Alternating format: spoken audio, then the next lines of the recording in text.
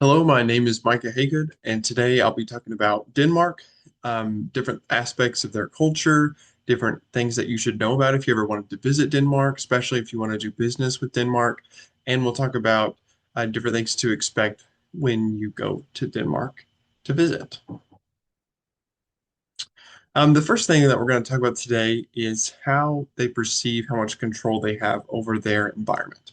Um, So we look at the first point there. Denmark ranks very low in uncertainty avoidance, 23 out of 100. This means that they don't go to great lengths to avoid uncertainty. They're more okay with the unknown. They're more okay with things not being exactly planned out. They don't have a rigid structure or plans for it. They're more flexible, go with the flow. Second point there, it Denmark ranks very low in power distance. 18 out of 100. And the reason I brought this up is because the book talks about that for this class, it talks about when a country is low in uncertainty avoidance and low in power distance, it creates a unique combination. This country is very organic, less formalized, more flexible, um, can be described as go with the flow, spontaneous. They are ready and willing to encounter anything that they come across. And this is perfectly described in the Danish word hygge. It's there's no great translation for it in English, but it's a warm, relaxed, peaceful mindset or state of being. It's a state of being that just calms down and enjoys life as it comes.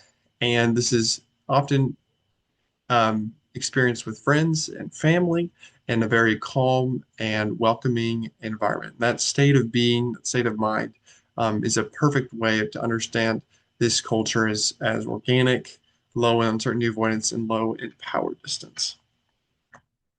Another thing we're going to look at is their long-term and short-term thinking. They rank 59 out of 100 towards a long-term orientation, but definitely middle of the road. This means that they hold loosely to traditions and norms of the past. They don't forsake them, but they hold on to them loosely. And instead of replacing the things of the past, they choose to adapt rather than replace those existing social conventions.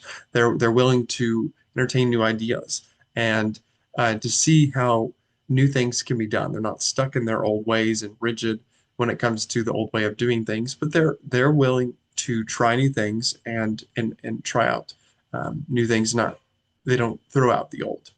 Um, According to the chart in the book for the class, long-term thinking is a culture that's egalitarian. It's patient. It values and respects humility as a virtue.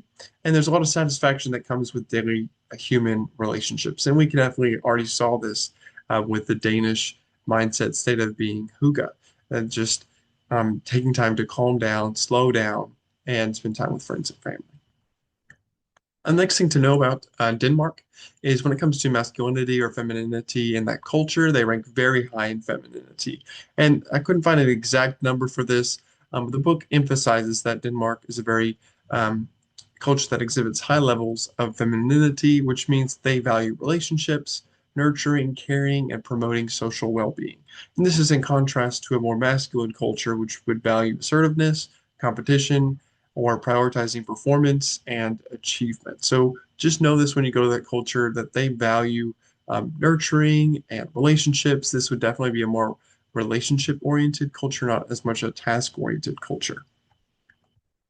The next thing we'll look at is their corruption index. So Denmark ranks number one on the corruption perception index according to Transparency International with a score of 90 out of 100. This is quite notable. Denmark is perceived as the most ethical country when it comes to matters of corruption. Only 1% of public service users were paid a bribe in the previous 12 months.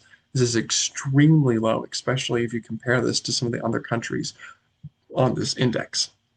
And this just goes to show that the Danish value integrity. They value people being honest. They value um, integrity in their public service. They expect honesty. And the country as a whole disdains corrupt practices such as bribery. And so, knowing this ahead of time, you'll know that you do not have to offer a bribe to get what you need in this country. Don't expect to be offered a bribe. when you're in this country. And this just goes to show that they are relational people, that they are a people of integrity. Next thing to know about Denmark is some of the worst times to visit Denmark for business purposes. Just some things to keep in mind. The first one is there are some Denmark-specific holidays. Just like the United States has the 4th of July, which is specific for us, they have their own special specific holidays, such as Constitution Day, with Sunday and Monday, and the second day of Christmas. And just know that in some countries, Christmas isn't on the same day as it is in the United States, or Easter is not on the same day as it is in the United States, so they may not have those holidays in different countries. Um, in the winter months, just be wary that it is very cold in Denmark. February averages 32 degrees Fahrenheit for the highs, and there's a lot of snowfall in Denmark. So keep that in mind if you're going to Denmark. And the next, be careful going in summer months because in Denmark, the employees take long vacations. This is actually enshrined into law. All employees have a right to 3 weeks of vacation between the months of May and September.